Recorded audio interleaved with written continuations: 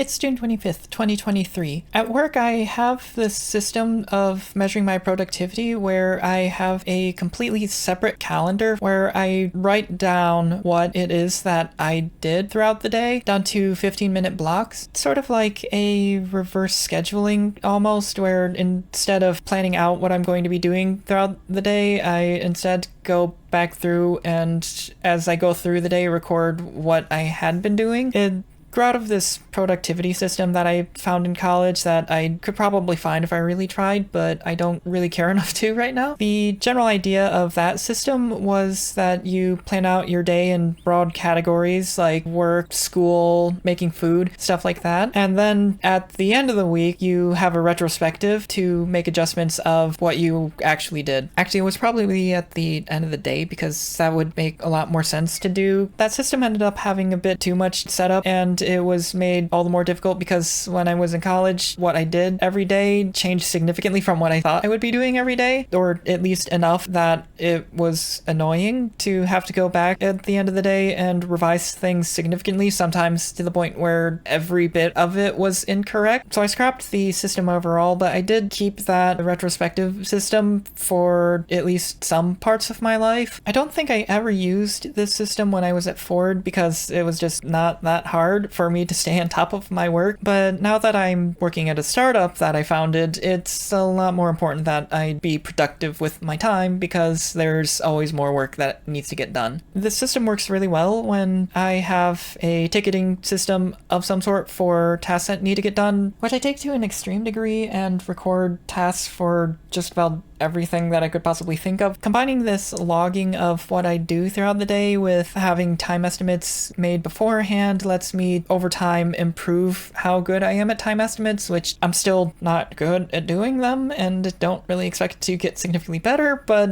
what can you do? I'm not one of those people that's obsessed with hyperproductivity like a lot of people in startup spaces, but it's still useful to see what distractions come up throughout the day. It is useful from an accountability standpoint because I can point to my calendar as evidence that, oh hey,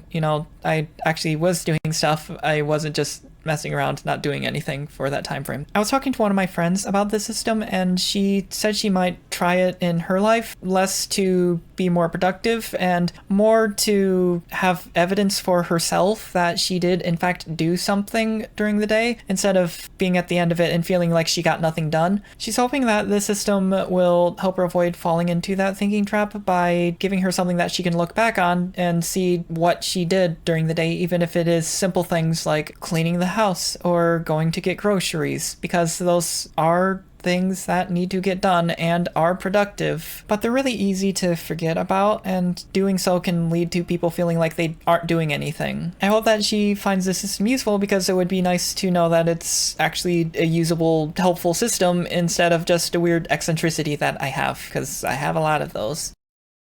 If I tracked my free time, I'd have to record like